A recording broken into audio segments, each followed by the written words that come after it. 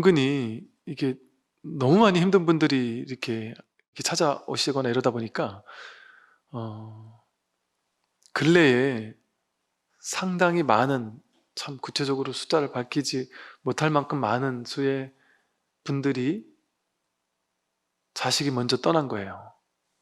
심지어는 안 좋은 선택을 해서 떠나거나 이런 부모님들 은근히 많더라고요.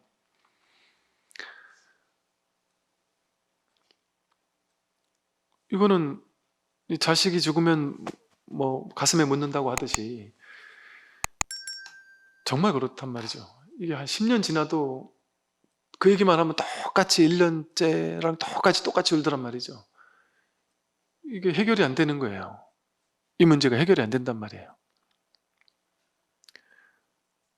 그러면 이것은 그 아이가 현실적으로는 죽었지만 이 아이가 법에서 봤을 때는 죽지 않았다는 거거든요. 불생불멸이라는 거거든요. 이 아이는 태어난 적도 없고 죽은 적도 없는 거예요. 이 아이의 진짜 본래 면목은, 진짜 참 자기는 태어난 적도 없고 죽은 적도 없다는 거거든요. 그러면 그 아이가 그렇게 험하게 갔으니까 내 탓이야. 그러고 나서 내가 괴롭게 살 수 없어. 행복하게 살 수 없어. 나도 괴롭게 살아야 돼. 해서 따라가든지 그 길을 따라가든지, 아니면 현실에서 막 자기를 괴롭히면서 웃으면서도 죄의식을 느끼면서 웃어야 된다든지 그렇게 생각하고 살더란 말이죠. 좌절과 절망 속에서만 살아야 되는 줄 알고. 그 아이를 살려내야 된단 말이에요. 살려내야 돼요. 부처님의 생애를 자세히 들여다보면요, 부처님이 어느 순간 그 충격을 한번 받은 거예요. 어머니가 나를 태어나게 한 다음에 내가 태어나고 나서 일주일 만에 돌아가셨다라는 사실이 되게 충격인 거예요. 나 때문에 죽었구나. 내가 안 태어났으면 살 수 있었는데 나 때문에 죽었구나. 그런데 아버지는 왕이면서 국민들에게 모든 것 왕이 다 해줄 수 있을 것처럼 그렇게 큰 소리 치면서 아무것도 해주지 못했다. 어머니 죽는 것을 거기에 아무 힘을 못 썼잖아요. 왕이 삶과 죽음에 무슨 힘을 쓸 수 있어요? 아무것도 할 수 없어요. 왕이 된다고 문제가 해결되는 게 아니구나.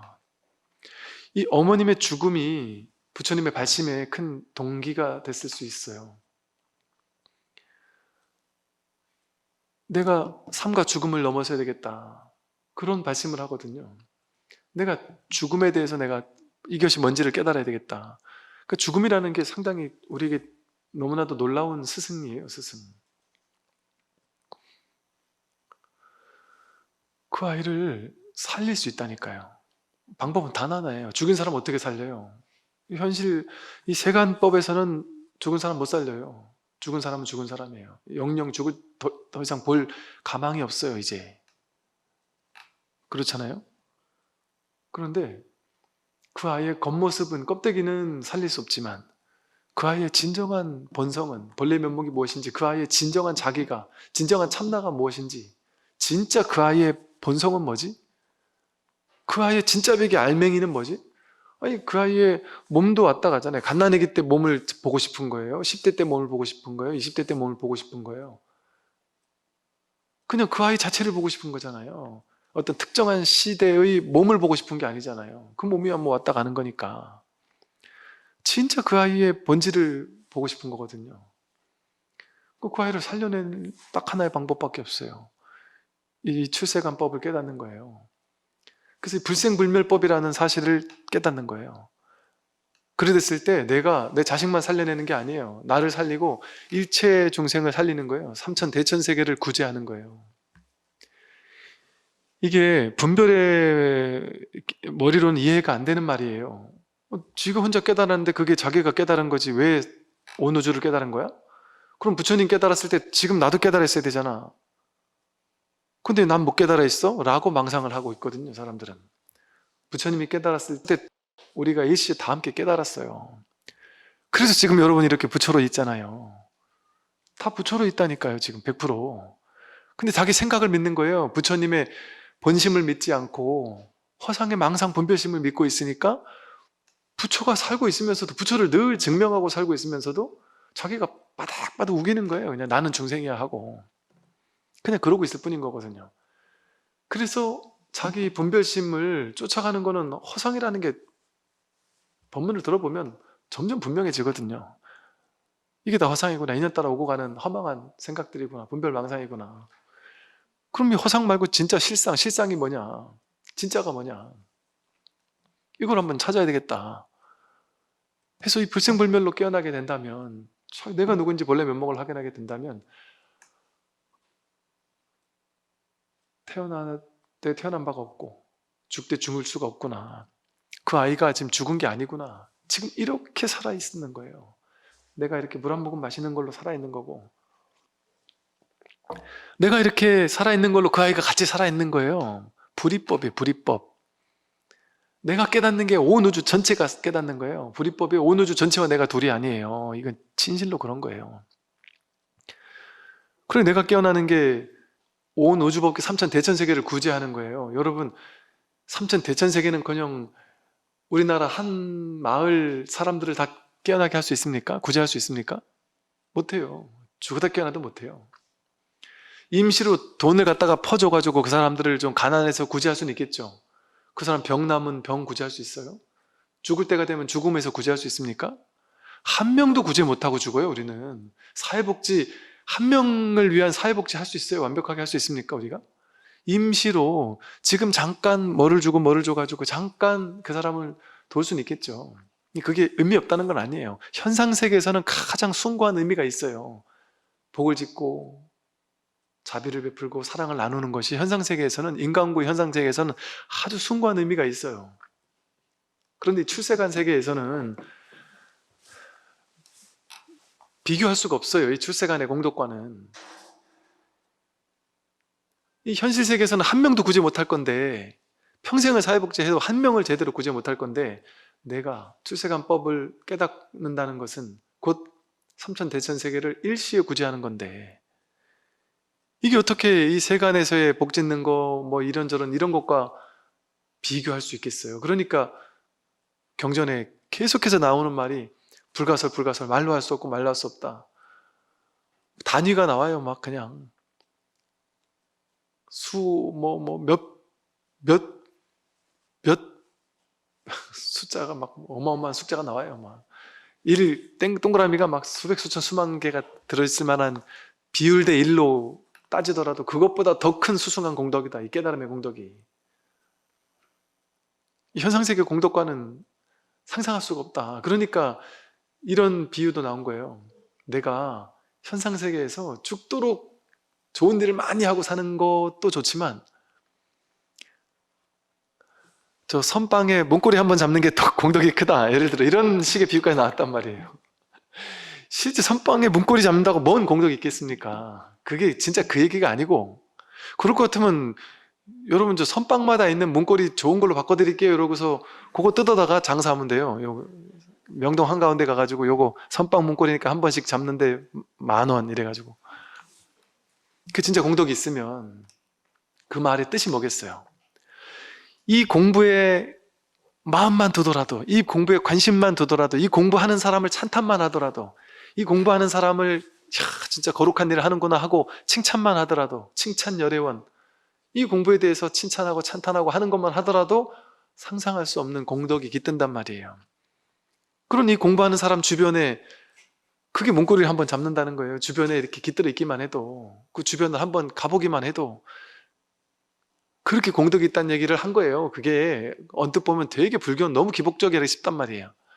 기복적인 얘기를 하려고 그런 얘기 나온 게 아니란 말이에요.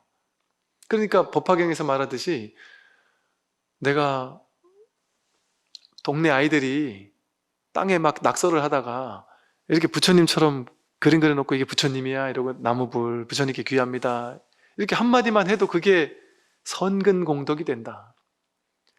그냥 신심이 없어도 절에 가다가 절 앞에 지나가다가 그냥 연불 소리를 듣고서는 나는 불교도 아니고 종교도 모르지만 그래도 거룩한 소리인 것 같아서 그냥 합장만 하고 지나가도 그게 선근 공덕이 된다는 거예요.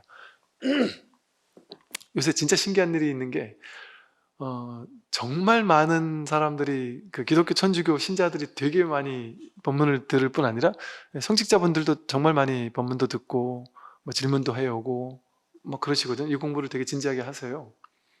진짜 요즘에 세상만 그 통합 융섭의 시대가 아니라 종교도 통합 융섭의 시대예요. 스님들도 성경 공부하고요. 스님들 중에 성경을 강의하는 스님들도 계시고요. 또 목사님 중에 금강경이나 뭐 경전을 강의하는 목사님도 계시고요. 이게 통합 융섭의 시대예요, 지금 진짜. 왜? 이게 진짜냐 아니냐, 찐이냐 아니냐, 요즘 말로 팩트 체크만 하는 거예요. 그냥 이게 불교나 기독교나 상관없어요. 거기서 팩트를 바르게 확인할 수 있는 곳이냐, 진짜를 얘기하는 곳이냐, 가짜를 얘기하는 곳이냐, 그게 중요한 거예요. 여러분도 그것만 보면 되는 거예요. 이걸 설하는 사람이 스님이냐 아니냐 상관없어요. 아니, 서양에서 수많은 깨달았다는 사람들은 선불교를 그대로 가르치고 있거든요. 뜰 앞에 잣나무를 얘기한다니까요. 서양에 깨달았다는 사람들이 손가락 하나 들어오면 이거다 이런다니까요. 웃기잖아요. 근데 그 사람 불교 얘기 꺼내지도 않아요. 불자라는 얘기도 안 해요. 그게 뭔 불자예요. 불자는 불자가 아니에요. 이름이 불자일 뿐이지. 불자 매여 있는 게 불자가 아니에요. 그러니까 이게 진짜냐 아니냐, 이 공부가 바른 법이냐 아니냐, 이게 제일 중요한 거예요, 공부에서. 여기서 말하듯이 이렇게 탐진치 삼독이 본래 스스로 해탈이에요. 탐진치 삼독을 없애버리는데 막 길을 써서 노력해야 되는 게 아니란 말이죠. 그것이 공안주를 깨닫는 거예요. 그것이 공안주를. 그러니까 엄한 노력을 안 해요. 사람들은 다 엄한 노력하잖아요. 탐심 하나도 일어나지 않아야 된다. 화 한 번도 일어나지 않아야 된다. 거기에 목숨 걸고 살아요. 죽었다 깨어나도 해보세요. 되나? 화가 안 날 수가 없어요. 화난 인연을 갖다 주면 화가 나는 거예요. 그냥 인연 따라 자연스럽게. 당연한 거예요. 그러니까 무엇 때문에 생각을 거둬 선관을 행할 필요가 있느냐. 선에서 말하는 그 관법 내지는 뭔가 수행법, 이런 수행법을 갈고 닦아야 될 필요가 있느냐. 이거 수행법 갈고 닦는 것과는 사실은 진짜 상관이 없는 일이에요. 진짜로 방편이에요. 방편으로는 도움이 돼요. 방편으로는. 왜냐면 우리가 너무 분별이 치성하니까 그 너무 과도한 분별을 조금 가라앉게 하기 위한 방편으로는 명상이나 기도나 연불이나 독경이나 다 도움이 돼요.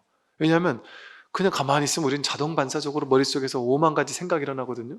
근데 연불이라도 하고 있으면 계속 반복적으로 연불을 하면 마음이 이렇게 한결같이 유지될 수밖에 없어요. 원래가 그래요.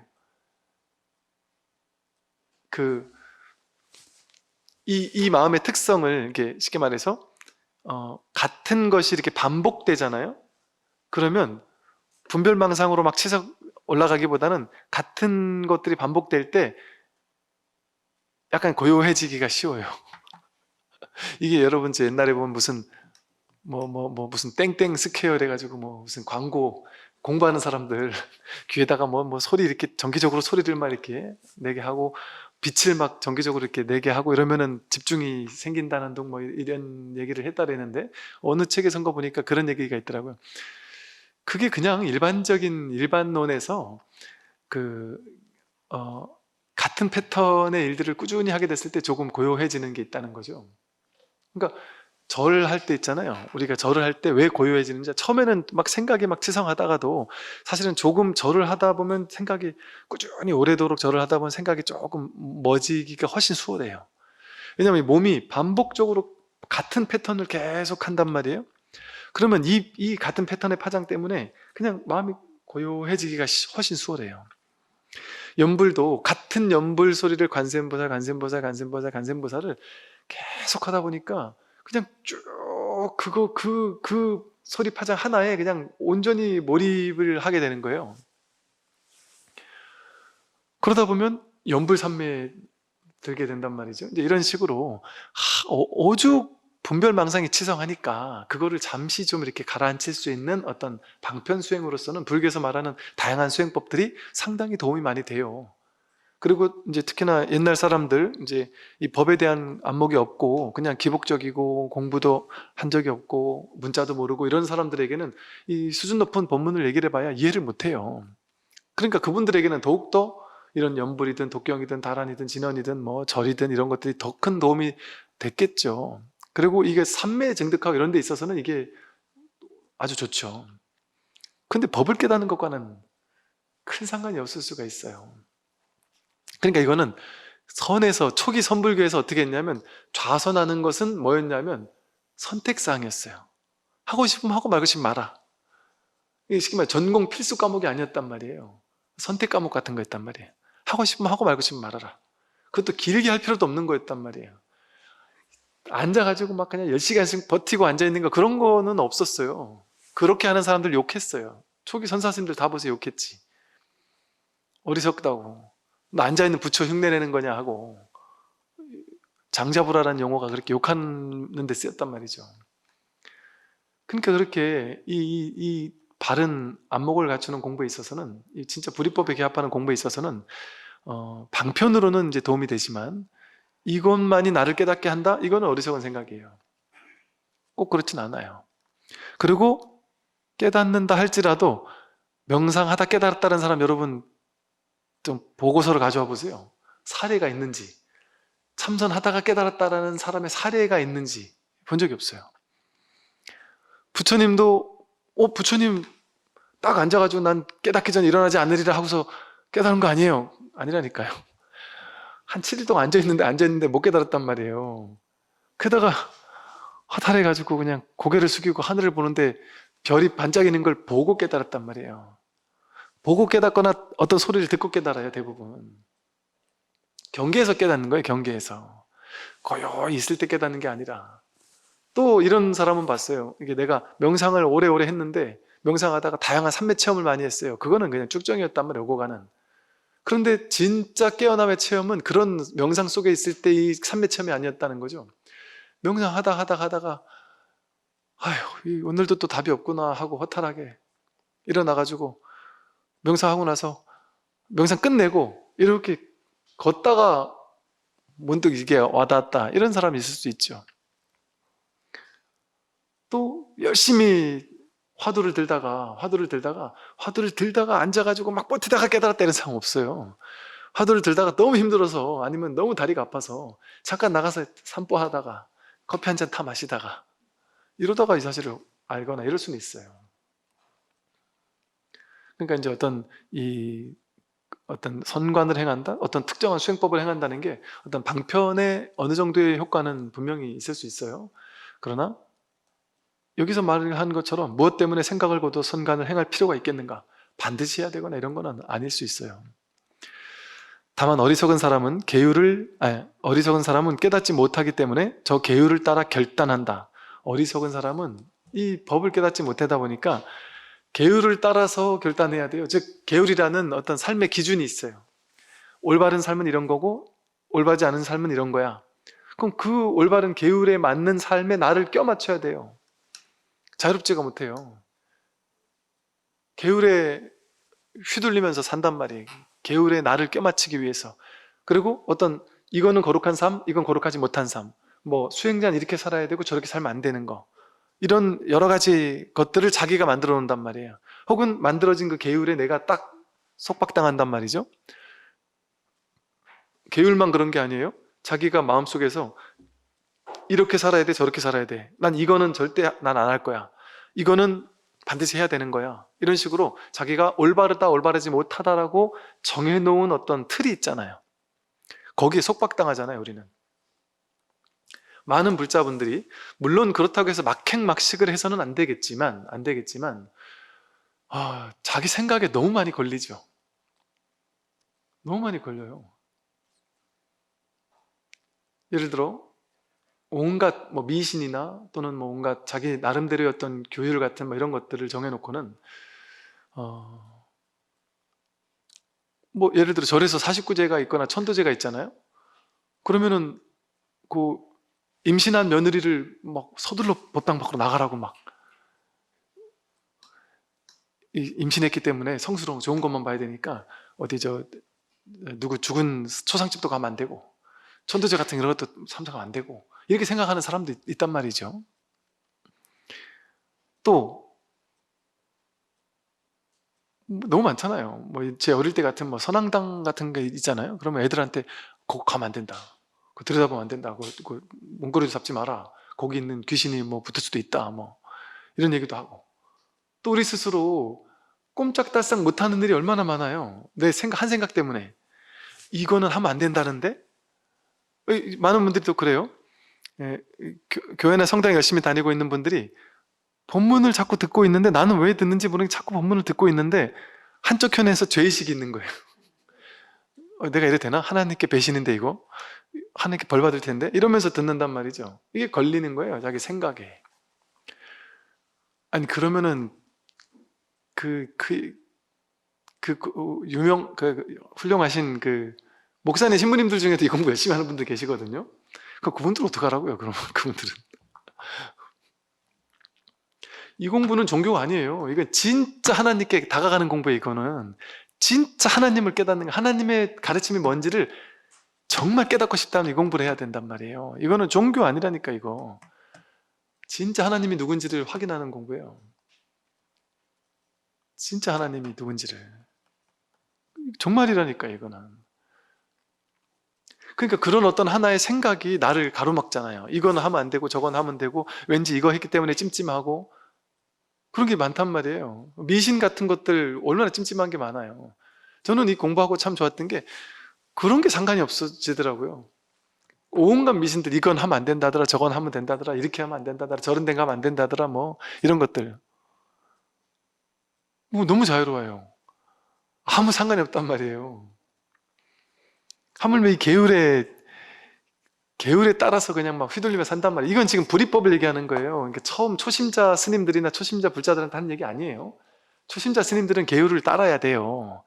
계율을 따라서 윤리 도덕적인 삶의 방식 그런 걸 따라서 해야 돼요. 그게 필요합니다. 근데 이 불이법에 탁 걔 앞에 자유로워지고 난다면 그때부터는 내가 계율을 따라가는 게 아니에요. 계율이 나를 따라오는 거예요. 내가 뭘 하더라도 그게 다 계율에 어긋나지 않는 거예요. 스님이 교회 가서 예배 드리면 안 돼요? 되죠? 또 목사님 신부님이 절에 와서 절해도 되죠. 그거 아무런 상관이 없단 말이에요. 아무것도 걸릴 게 없어요. 내가 걷고 있는 이 한 걸음 한 걸음이 전부 다 연꽃이고 전부 다 법인데 아니, 교회에는 법이 없어요? 교회에는 부처님이 없고 신성이 없습니까? 어디는 없겠어요. 어디는 더 거룩한 땅이고 어디는 거룩하지 못한 곳이고 자, 저곳은 가면은 너가 오염된다? 내가 가면 내가 오염되는 게 어디 있습니까?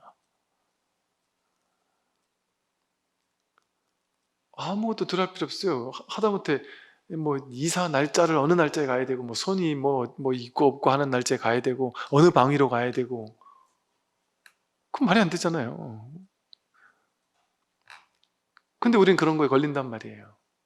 그리고 스스로 걸려들고 싶어 해요. 그래서 찾아가서 물어봐요. 어떻게 해야 되냐고. 그 고소시킨 대로 한단 말이에요. 그래서 이게 진정한 불이법에서는 이 불이송이라는 이 진정한 불이법에서는 이 계율이라든지 어디도 걸릴 게 없어요.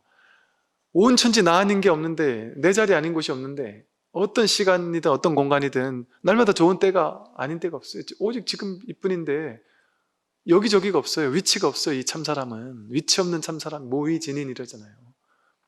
이 법은 더 좋은 건 더 나쁜 곳이 없어요. 여러분 산소 쓰면 좋은 산소 명당 이런 게 따로 없습니다. 자기가 있는 자리가 여기가 전부예요. 이 불이법에서는 그냥 그런 얘기를 하는 건 그냥 방편으로 하는 거예요. 방편으로. 그러니까 그 방편으로 뭐 하는 얘기를 뭐 무시할 필요는 없겠죠. 왜냐하면 세상은 다 방편이니까. 교수님들이 연구하는 것도 다 방편이니까. 그러니까 법의 얘기가 아니라 분별이잖아요. 다 분별이니까. 그러니까 분별을 제가 무시하는 얘기가 아니에요. 잘못됐다는 얘기가 아니에요. 이 법을 공부하는 사람은 거기 끄달릴 필요가 없다는 거지. 그러니까 제가 뭐 점을 본다든지 그런 얘기를 하는 사람들을 잘못됐다는 얘기를 하는 거 아니에요. 그냥 현실 세계에서는 저 사람들은 저렇게 보는구나. 저 사람들은 저렇게 보는구나. 그럴 수도 있구나. 그러면 다른 사람들 나는 거기 걸리지 않더라도 다른 사람들이 스님 기왕이면 뭐 누가 그러대요. 뭐 산소를 옮겨야 되는데 내년 뭐 3월 달 뭐 그쯤이 무슨 윤달이 껴가지고 그때 옮겨야 된다는 거예요. 그래서 아니 그때 안 옮기셔도 돼요. 지금 옮기셔도 되고 뭐 그냥 여건 좋을 때 아무 때나 옮기세요. 그랬더니 아, 저한테 가르쳐 주시더라고요. 아 스님 아닙니다. 스님 모르시군요. 윤달 때 옮겨야 됩니다. 그래서 뭐 그럼 그렇게 하세요. 윤달 때 그러면 이게 해서 잘 옮겨 보세요. 그랬더니 스님 말씀 그렇습니다. 스님 말씀이 뭐 제가 몰라서 그런 건 아닌데 이게 우리 가족들이 왠지 찜찜하다는 거죠. 그래도 윤달 때 옮기라고 하는 게 어떤 이렇게 보편적인 생각이니까 남들이 다 찜찜해 하니까 그냥 그렇게 옮기는 겁니다. 그러면 좋단 말이에요. 그게 그렇게 하는 게 낫단 말이에요. 모두 다 찜찜해 할 일을 안 하는 게 낫단 말이에요. 그냥 나처럼 다 같이 자유로우면 상관없다. 그런데 저 사람들이 자유롭지 못하다. 그러면은 그거 맡아주는 것도 좋아요. 왜냐면 내가 막 아무리 옳은 것도 고집하고 집착하면 그게 또 자기 집착이 되거든요. 법에 대해서 집착하는 게 되니까. 그래서 사실은 어리석은 사람은 깨닫지 못하니까 계율에 따라 결단하는 거예요. 계율에 종속되는 거예요. 옳다 그러다 맞다 틀리다 하는 온갖 가르침을 쫓아간단 말이에요. 우리가 법을 쫓아간단 말이에요. 그러니까 이게 제대로 공부 뭐 이 자리를 확인했다는 사람도 법을 챙긴단 말이에요. 한동안 법을 챙기는 거는 아직 법이 아닌 거죠. 자기가 법과 불이법이 안 되니까 챙기는 거거든요. 근데 이제 또 방편으로 그때 챙겨야 될 때는 또 챙겨야 된다고 얘기를 한단 말이에요. 그러나 이게 진짜로는 법을 챙기는 게 아니에요. 법을 챙긴다는 말 자체가 둘이잖아요. 여기는 법이 없어요. 챙길 게 없고 마음이 없고 열반이 없고 해탈이 없어요. 그게 진짜 불이법이에요. 오로지 하나의 법뿐인데 여기에 무슨 이걸 법이라고도 이름할 필요 없고 열반 해탈이라는 이름을 붙일 필요 없잖아요. 열반 해탈이라는 이름은 괴로움, 묶여있다라는 거에 상대적으로 묶인 거에서 풀려남이라는 해탈이 있는 거잖아요. 막 탐진치 삼독에 불타고 있는 걸 전제로 불타는 거를 확 불어 끈다는 열반이 있는 거잖아요. 그러니까 괴로운 사람에게만, 중생에게만 열반 해탈을 방편으로 쓰는 거지. 진짜 불이법에 개입한다면은 본인이 내가 부처다, 뭐 내가 깨달았다 이런 말 하며 사는 게 아니란 말이에요. 그 사람은 모르는 거예요, 전혀. 그냥 진짜 불이법이라면 여기는 막 부처도 없고 열반도 없고 해탈도 없어요. 정멸의 진여를 알지 못한다면 어느 때에 피안에 오를 수 있을까? 이 정멸의 자리인 이 진여, 부처, 열반, 해탈, 반야, 보리 이걸 알지 못하면 피안은 없습니다. 완전한 해탈, 완전한 열반, 완전한 괴로움의 소멸 그런 건 없어요. 이 무분별지 이것만이 진짜 공부예요. 이게 진짜 공부예요. 불교를 얘기하는 게 아니에요. 이 공부, 이 불이법에 하느님이 됐든 하나님이 됐든 하나라는 거 아니야. 하나의 님이라는 거잖아요. 하나의 님. 둘이 아니라는 거잖아요. 모두가 신성이 있다는 거, 영성이 있다는 거 아니에요? 그런데 이 영성 있는 사람들이 지금 타락했다는 거 아니에요. 왜 타락했어요? 이게 선악과라고 하는 분별, 최초의 분별을 시작하고 나서부터 그 분별하는 자식들이 다 분별을 하고 사니까 에덴에서 쫓겨난 거예요. 신라고 난 거예요. 근데 쫓겨난 바가 없어요. 여기가 에덴이니까. 여기가 극락이니까. 그러니까 여기를 에덴 동산으로 바꿀 수 있다니까요. 자기가 본래 하나님이구나. 메시아를 기다릴 필요가 없어요. 내가 곧 하나님이고 내가 곧 메시아고 둘이 아니거든요. 하나의 님이 뿐이거든요. 오로지 하나의 님 뿐이에요. 그게 일불승이라고 해요. 일불승. 오로지 하나의 부처뿐이다. 그 둘로 나뉘는 건 전부 다 분별망상이에요. 그러니까 이 불이송은 계속해서 오로지 법 하나, 불이법 하나, 오로지 하나만을 계속해서 설하고 있는 거예요. 그러다 보니까 둘로 쪼개져 있는 분별의식을 맞다고 생각하는 사람들 입장에서는 이 불이송이 소화가 안 되는 거예요. 이해할 수가 없단 말이죠. 지혜로운 사람에게는 끊어야 할 악이 없고 움직였음에 마음을 따라 모이고 흩어진다. 지혜로운 사람에게는 끊어야 할 악이 따로 없다. 선과 악을 둘로 나누는 사람, 어리석은 사람, 분별하는 사람, 그런 사람은 선, 악을 둘로 나눠놓고 선은 쫓아가고 악은 끈 없애려고 애써야 되죠. 끊임없이 선은 갈고 닦고 악은 없애야 되는 노력을 해야 돼요. 애쓰는 유의 조작 속에 살아야 돼요. 바빠요. 왜? 악 없애야 되니까. 선은 더 많이 생기게 만들어야 되니까. 그 얼마나 힘들어요. 그러니까 악을 끊어 없애고 선을 갈고 닦아야 된다는 사람? 그건 어리석은 사람이에요. 어리석은 사람이 분별의 세계에선 좋은 사람이죠. 복지인 사람이니까 현실 분별의 세계에서는, 이법의 현실 세계에서는 좋은 사람이에요. 악을 끊어 없애고 선을 닦는 사람은 좋은 사람이에요. 인간고적 분별의 세계에서는. 그런데 이 비인비과라고 하는 이 법의 자리에서는, 불이법의 세계에서는 악을 끊고 선을 닦는다? 이거 어리석은 사람이 하는 짓이에요. 선악이 본래 없어요. 나뉘질 않았어요. 인연 따라 선이 되기도 하고 인연 따라 악이 되기도 할 뿐이에요. 이렇게 때리는 소리가, 이 소리가 뭔가 층간소음 같은 데 시달리던 사람에게는 그런 소리만 나도 짜증나고 막 괴롭고 죽고 싶을 수도 있겠죠. 근데 어떤 사람은 이 소리가 법을 드러내는 직진심이라는 생각으로 이 소리를 들을 때마다 막 그냥 집중을 하면서 자꾸 책상 두들겨 달라는 사람들이 있단 말이죠. 그렇게 듣기 싫어 죽겠는지 듣기 좋은 소리인지는 여기 달린 일이 아니잖아요. 자기에게 달린 일이지. 자기에서 나오는 거잖아요. 그러니까 어떤 사람은 그냥 이건 있는 그대로예요. 인연 따라 생기고 사라지고 그뿐. 그냥 이거예요. 근데 이걸 가지고 누구는 좋아하고 누구는 싫어한단 말이에요. 분별의 세계에서는. 근데 그 좋다거나 싫다거나 하는 분별을 내려놓으면 그냥 이뿐이란 말이에요. 그냥 있는 이대로예요. 이거는 좋을 것도 없고 나쁠 것도 없어. 그냥 이거지. 이게 마음이거든요. 이게 진짜 자기예요. 이게 이제 자기 본래 면목이란 말이에요. 이거는 어찌할 수 없는 진실이잖아요. 이거는 분별로 따라가면 다 다르겠지만 분별하기 이전에 그냥 이거 이 법이에요. 이 마음이에요. 여기에서 딱 깨어나는 거예요. 이것만 이거가 아니에요. 지금 온천지 삼라만상 전부 다가 지금 법을 드러내고 있단 말이에요. 차가 부릉하면서 직진심하면서 지나가는 거 있단 말이에요. 그래서 지혜로운 사람에게는 끊어야 할 악이 따로 있지 않아요. 끊고 갈고 닦고 이런 거 안 한단 말이에요. 진짜 지혜로운 사람은 갈고 닦지 않아요. 끊어 없앨 것도 없어요. 막 만들려고 애쓸 것도 없고 취사간택할 게 없어요. 취부득 사부득 취할 것도 없고 얻을 것도 없다. 그저 움직여 쓰는 거예요. 그냥 주어진 인연 따라 움직여 쓰는 거예요. 그냥 마음을 쓴단 말이에요. 인연이 오면 베풀고 인연 없으면 쉬고 마음을 그냥 인연 따라 움직여 쓰는 거예요. 마음 따라 모이고 흩어진다. 그냥 움직여 쓰는데 마음 따라 모이고 흩어질 뿐이에요. 모든 것들은.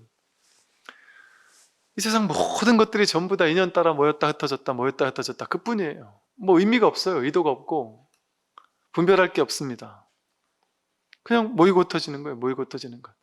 그 모이고 흩어지는 것 속에서 내가 그냥 마음 따라 마음을 움직여 쓸 뿐이에요. 그냥 자연스럽게. 거긴 좋은 일도 없고 나쁜 일도 없습니다. 그런데 이 심플하고 단순한 그냥 이것뿐이라는 이 단순한 게 눈앞에 이렇게 드러나 있는데도 불구하고 우리는 복잡다단한 생각의 세계 속에 들어가서 살고 있죠. 또아리를 들고 이 소리는 좋은 소리야, 저 소리는 나쁜 소리야, 이건 더 가져야 돼, 저건 가지면 안 돼, 나는 잘 살아왔어, 못 살아왔어, 나는 못난 놈이야, 저 사람보다 나는 얼마가 못나고 저런 일을 했어야 되는데 나는 못했고 저런 일은 절대 범하면 안 되는데 내가 범해서 나쁜 놈이고 이런 앞으로 미래에 이런 일이 일어나면 안 되고 저런 일이 일어나야 되고 이런 세계 속에 들어가 살게 되면 얼마나 힘들겠어요. 얼마나 스트레스 받겠어요. 얼마나 괴롭겠습니까, 인생이. 그런데 그냥 이 세계는 텅 빈 정멸이란 말이에요. 아무것도 할 게 없어요. 그래서 모든 걸 다 해요. 그냥 인연 따라 이렇게 움직여 쓴단 말이에요. 무엇이든 운용자재, 모든 걸 자유자재하게 운영해서 쓸 수 있어요. 근데 어느 것도 붙잡지 않고 어느 것도 버리지도 않아요. 전부 다 부처 아닌 게 없어요. 돌이켜보니까 삶에서 단 한순간도 법 아닌 적이 없었단 말이에요. 죄가 그대로 법이었단 말이에요. 단 한순간도 문제가 없었어요. 삶은 이대로 안전했단 말이에요. 자기 생각만 빼고 생각 가지고 판단 분별하면서 그거를 문제 삼았으니까 문제지. 그러니까 어떤 사람이 있어요. 어떤 사람이 태어나서 뭐 공부를 잘하다가 못하다가 성적이 올라갔다가 떨어졌다가 친구들과 싸웠다가 또 좋은 관계도 맺었다가 교통사고 나서 한 1년 병원에 있기도 했다가 또 사랑하는 사람을 사귀기도 했다가 대차게 차이기도 했다가 울고불고 막 죽겠다고도 하다가 또 자기가 또 누구를 또 대차게 차가지고 그 사람을 울고불게 하게 만들기도 했다가 사업을 해가지고 승승장구도 했다가 또 누구한테 사기를 당해가지고 꼬꾸라지기도 했다가 그리고 다시 한번 또 일어나기도 했다가 그 자식이 잘하기도 했다가 못하기도 했다가 이런 사람의 삶이 있어요. 여기서 뭐가 문제죠? 원래 삶이 이런 거잖아요. 원래가 삶이 이런 거잖아요. 처음부터 끝까지 계속 승승장구만 하는 사람 본 적 있습니까? 항상 평화롭기만 하는 사람 본 적 있습니까? 이게 고해바다라서 그럴 수가 없어요. 고해바다에서는. 그러니까 조금 전에 말했던 그 사람의 삶은 그냥 있는 그대로 있는 그대로 아무 문제가 없어요. 소나무가 이렇게 자라고 저렇게 자라가지고 이렇게 자라고 그러다가 세월에 풍파에 못 이겨 무너지기도 하고 그게 그 나무의 일생인 거예요. 그냥 아무 문제가 없어요. 그 옆에 있는 쭉 뻗은 나무한테 서러울 게 없어요. 비교할 필요도 없고 그냥 있는 그대로 안전한 나무예요. 쭉 뻗은 나무도 그대로 안전한 거고 그 옆에 있는 장미도 안전한 거고 아무 문제가 없어요. 있는 그대로예요. 그냥 아까 그 사람의 삶이 온갖 사건 사고 일들이 많았지만 있는 그대로잖아요. 아무 일이 없잖아요. 우리 모두의 삶이 똑같단 말이에요. 우리 모두의 삶이 이 삶의 내용물을 쫓아가가지고 분별된 이 모양을 쫓아가면 누구의 인생은 좋고 누구의 인생은 나쁘고 내 인생은 비참하고 이런 분별의 세계가 확 연기되잖아요. 얼마나 스트레스 받는 삶을 살겠어요. 그럼 쉴 수가 없어요. 우리는 한 번도 쉴 수가 없어요. 죽을 때까지 죽지 않기 위해서, 늙지 않기 위해서, 병들지 않기 위해서, 내가 원하는 삶을 살기 위해서, 평화로운 삶을 살기 위해서 단 한 번도 평화로울 수 없거든요. 이 세상이. 왜? 내 뜻이 이만큼 이상을 해놓고서 나는 여기 있는데 이만큼 이상적인 생각을 갖다 놓고 나니까 이 갯만큼 괴롭잖아요. 지금 그냥 이대로 만족하면은 지금 이게 전부인데 뭐 문제될 게 있어요. 그러니까 그렇게 스스로 문제를 만들어 놓고 우리는 그 속에 사로잡혀서 괴롭다 너무 괴로워 죽겠습니다. 괴로워 죽겠습니다. 그래서 이제 스승은 그 괴롭다고 하는 사람에게 가서 본인이 이렇게 세워놓은 기준들 그걸 다 뺏는단 말이에요. 그러면 이제 막 화를 낸단 말이에요. 왜 이걸 뺏어가려고 하시느냐. 이거는 좀 가만 냅두고 나를 행복하게 해달라 했지 누가 이걸 뺏어가라고 했냐. 그것 때문에 괴로운 건데 그것만 뺏으면 그냥 행복이 본래 있던 행복이 드러나는 거거든요. 그래서 이게 전부 다 그냥 분별이 만든 허망한 것일 뿐이지 분별 이전에 그냥 본래 드러나 있는 이게 활동을 안 하는 게 아니에요. 늘 우리가 함께 이렇게 항상 움직였음에 자제하게 쓰고 있어요. 우리는. 그래서 이것만 깨달으면 되는 거지 현실에서 분별을 쫓아다니면서 뭐 좋은 건 취하고 싫은 건 버리고 뭐 그러면서 지금까지 평생 살아오느라고 힘들었잖아요. 지쳤잖아요. 아휴 나 어디 한번 좀 가서 좀 푹 좀 쉬고 싶다. 아무것도 안 하고 그냥 좀 쉬고 싶다 이러 싶잖아요. 지금 여기서 쉴 수 있다니까요. 자기가 만든 그 생각 그것만 내려놓으면 지금 여기가 그 쉴 자리가 된다니까요. 쉰 채 무엇이든 다 할 수 있어요. 푹 쉬면서 하도 함이 없이 하는 거예요. 그게 그러니까 다 하는데 마음은 완전히 쉬고 있어요. 일이 없어요. 오늘은 이제 30쪽 그 60번부터 한번 보겠습니다. 삼독 본자 해탈 하수 섭념 선관해서 탐진치 삼독이 본래 스스로 해탈인데 무엇 때문에 생각을 거두어 선관을 행할 필요가 있겠는가? 이 이제 책의 제목이 불이송이잖아요. 불이송. 이 불이법이라는 이 진리의 뭐랄까 이제 방편을 장황하게 써놓는 그런 책이 아니라 진리의 본 뜻에 대해서 이렇게 딱 가리켜 보이는 그런 이제 책이에요. 그러다 보니까 불이법을 드러내고 있죠. 여기서는 탐진치 삼독이 본래 스스로 해탈이라고 했잖아요. 이게 불이법이죠. 만약에 이게 둘로 나누게 되면 우리들은 이런 걸 보면 이해를 못하죠. 일반 우리 불자들이 그동안 공부했던 것은 이게 무슨 말이지? 탐진치 삼독이 어떻게 본래 스스로 해탈이야? 탐진치 삼독을 없애버려야 내가 해탈하는 거지. 그래서 중생들은 탐진치 삼독을 없애기 위해서 열심히 애쓰고 노력하고 수행하고 고행하고 그래가지고 탐심을 싹 없애버렸을 때 내 마음속에 더 이상 탐욕, 욕심이 일어나지 않고 진심, 화나고 썩나는 마음이 일어나지 않고 어리석음이 없어지고 그래서 이 탐진치 삼독이 깔끔하게 사라졌을 때 그게 해탈이지. 이렇게 우리는 배워왔단 말이죠. 그러다 보니까 탐진치 삼독을 없애는 거를 하려고 애쓴단 말이에요.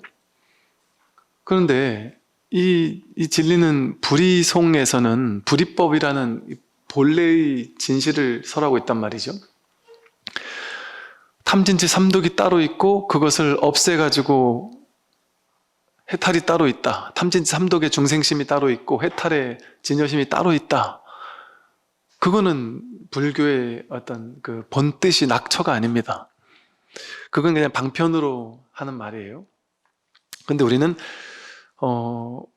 우리들이 이해하기는 그 방편이 훨씬 수월하잖아요. 삼독이 그대로 해탈이야 이렇게 하면 우리는 이해를 못한단 말이죠. 근데 우리는 머리를 써서 이 머리의 특징은 분별하고 둘로 나누어 가지고 여기서 저기로 가고 둘로 나누어서 이렇게 설명해 줘야지만 이해하는 이 우리 분별의 구조, 머리의 구조는 그렇게 돼 있단 말이죠. 그러니까 어쩔 수 없이 방편으로 이렇게 설명할 수밖에 없었던 거예요. 우리를 이해시키기 위해서는. 그래서 탐진치 삼독을 없애야 해탈할 수 있다. 이렇게 설명을 한 거예요. 이해하도록 하기 위해서. 그런데 이제 이렇게 불이송처럼 경전도 이제 우리 불교 경전도 경전마다의 그 방편이 다르거든요. 좀 다른 경전의 방편을 가지고 있거든요.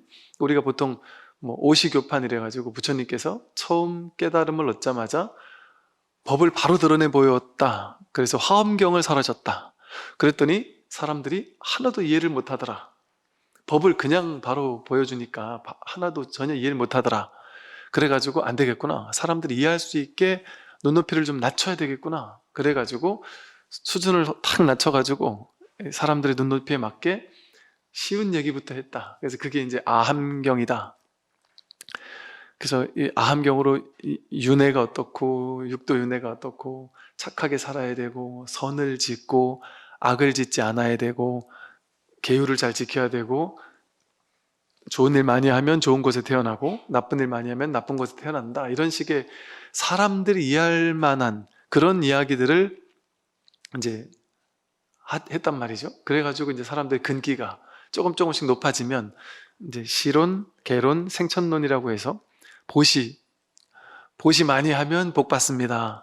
또 계론, 계율, 어떻게 사는 게 계율을 지키고 사는 게 어떻게 사는 게 착하게 사는 건지를 계율에 대해서 또 설명하고 또 생천론이라고 해서 인과응보, 좋은 일을 많이 하면 좋은 곳에 태어나고 나쁜 일을 많이 하면 나쁜 곳에 태어난다 하는 수준의 이런 시론, 계론, 생천론 정도의 방편설법을 먼저 하셨단 말이죠. 그래서 사람들이 이제 조금 이제 수준이 조금 올라온다 싶었을 때 그럴 때 이제 뭐 제육의 과환, 또 출리의 공덕, 사성제 이래가지고 괴로움에서의 해탈, 벗어남을 이제 설하셨거든요. 그러면서 쉽게 말하면 이렇게 삼독심이 문제니까 삼독심을 버려야 됩니다. 이렇게 처음에는 설명을 했다가 나중에 어느 정도 근기가 올라오면 이렇게 불이송이라는 이런 곳에서는 딱 곧바로 가리킨단 말이죠. 삼독이 그대로 해탈이다. 이 말은 중생즉 부처란 얘기죠. 번뇌즉 보리라는 얘기죠. 생사가 그대로 열반이라는 말입니다. 이 불이법을 설명하는 거예요. 본래가 이렇단 말이죠. 근데 그 전에 삼독심이 강하니까 삼독심을 없애야지만 깨달을 수 있어 라고 얘기했던 것은 방편이었던 겁니다. 우리를 이 자리까지 올라오게 하기 위한 방편이었단 말이에요. 그러니까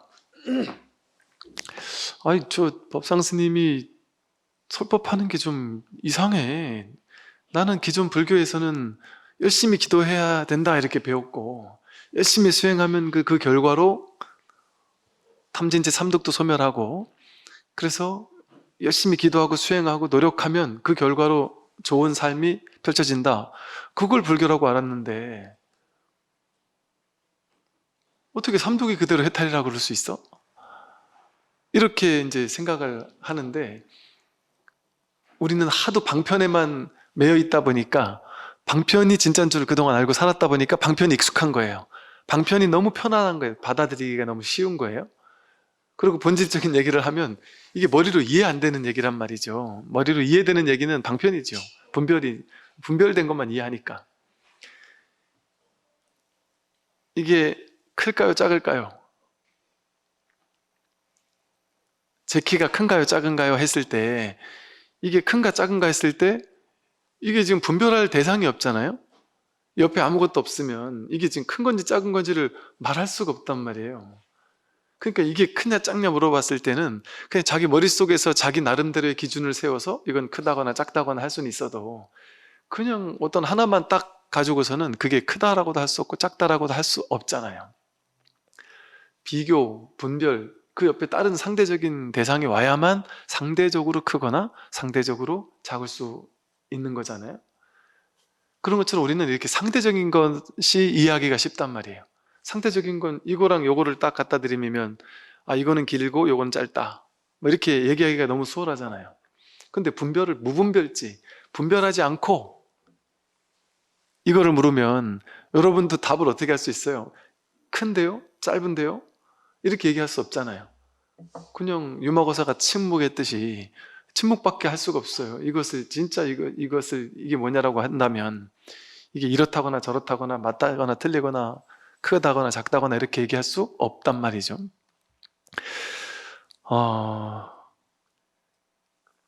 그러면 삼독이 진짜로 본래 해탈일까? 이게 이 지점이 여러분들이 이제 많이 좀 헷갈리는 부분인데요. 모든 사람들이 마음 공부하는 모든 사람들이 삼독 없애려고 애쓰잖아요. 그래서 많은 사람들이 와서 질문을 하거든요. 뭔 질문을 하냐면 스님 아무리 해도 제가 공부가 상당히 많이 된 줄 알았는데 여전히 제가 막 욕심이 있어요. 저 공부 제대로 못한 거죠. 어떤 경계가 올라오니까 갑자기 화가 막 생겨요. 어떻게 하면은 제가 어떤 일이 있어도 화가 한 번도 일어나지 않을 수 있을까요? 어떻게 하면 제가 이 탐심이 일어나지 않을 수 있을까요? 어리석은 생각이라고는 눈곱만큼도 일어나지 않을 수 있을까요? 그 생각만 없으면 돼요. 내가 탐욕이 일어나서는 안 된다는 생각, 화는 절대 일어나면 안 된다는 생각, 분별망상이 일어나면 안 된다는 생각, 그 생각을 자기가 만들었잖아요. 자기가 그렇게 틀을 정했잖아요. 공부는 이런 거야 하고 탐심이 없어야지 공부야, 진심이 없어야지 공부야, 생각, 분별망상이 없어야지 공부야, 이렇게 생각을 하니까 이런 질문을 한단 말이에요. 또 많은 사람들은 그래요. 제가 공부가 많이 된 줄 알았는데 여전히 머릿속이 복잡해요. 여전히 생각이 일어나요. 생각이 안 일어나면 못 살아요. 생각이 안 일어나면은 아예 못 살아요.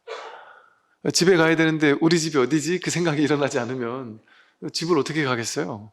무슨 아파트 몇 동 몇 호에 사는지를 알아야지. 가잖아요. 그러니까 이 많은 사람들의 고민들, 제가 자꾸 어떻게 하면 탐욕을 없앨 수 있죠? 어떻게 하면 화가 안 나게 할 수 있죠? 어떻게 하면 생각이 일어나지 않게 할 수 있죠? 그게 우리 허망한 이 불이법을 모르는 거예요. 불이법을. 불이법을 공부하는 사람들이 다 이 질문하거든요. 이거는 이법이잖아요. 나는 지금 화가 나는데 화가 없는 세상으로 가고 싶다는 거 아니에요? 화가 없는 세상으로 갈 수가 없습니다. 그 가려고 하는 그 둘로 나누는 생각이 자기를 가로막고 있는 것이지. 화가 일어나는 그게 그대로 법이에요. 욕망이 일어나고 있는 그게 그대로 법이고. 근데 우리는 그 내용물에 쫓아가니까 화의 내용, 욕망의 어떤 내용물에 쫓아가서 거기에 막 사로잡히니까 그게 문제가 될 뿐이지, 생각이 일어나는 게 무슨 문제가 되겠습니까? 그러니까 즉 생각이 아예 안 일어나는 것을 우리 목표로 하면 안 된단 말이죠. 마음 공부에서는 생각이 일어나는 게 그대로 안 일어나는 거예요. 파도가 바다가 되기 위해서 파도를 잠재워야 됩니까? 잠재워야만 얘가 바다가 될 수 있나요? 파도가 치는 그대로 바다예요. 그런데 우리는 파도가 거세게도 치고 약하게도 치고 하니까 파도 이 거세게 치는 파도는 모양이 다 다르잖아요. 그러니까 분별의 세계잖아요. 모양이 다 다르니까. 그러니까 아, 이거는 모양의 세계, 분별의 세계구나. 그러니까 분별하지 않아야 되는 거구나. 그러니까 파도를 짓눌러 가지고 절대 파도가 올라오지 않도록 고요한 바다가 되도록 선정, 고요함이라는 건 딱 찍어 눌러가지고 파도가 하나도 일어나지 않게 하는 게 그게 선정이고 그게 진짜 바다야, 이렇게 생각한단 말이죠. 그런데 그걸 파도를 찍어 눌러서 바다로 만드는 게 이 공부가 아니고, 파도가 일어나는 그대로 그걸 없애버리려고 애쓰지 않으면서 파도가 일어나는 그대로 뭐만 깨달으면 되겠어요? 파도가 그대로 바다였구나. 파도가 이렇게 쳐도 바다고 저렇게 쳐도 바다인 거예요. 우리가 생각이 일어나는 그대로 생각이 일어나는 것이 곧 내가 본래 부처라는 걸 증명하고 있어요. 생각이 일어나고, 그래서 무분별지라는 것은 분별하지 못하는 지혜가 아니에요. 분별하는 거예요. 분별하는 거. 분별하는 게 지혜예요. 스님 맨날 하던 말과 다른데요? 평소에는 분별하지 않는 게 지혜라고 해놓고 오늘은 왜 또 분별하는 게 지혜라 하십니까? 불교 경전이 다 그래요. 탐진지 삼독 없애라 이렇게 방편으로 얘기했다가 탐진지 삼독이 그대로 해탈이다 이렇게 얘기를 해요. 이 선호록 같은 거 읽어보면요, 그런 게 너무 많아요. 관해라 이랬다가 관을 끊어야 돼. 절관론 들어보셨어요? 절관론.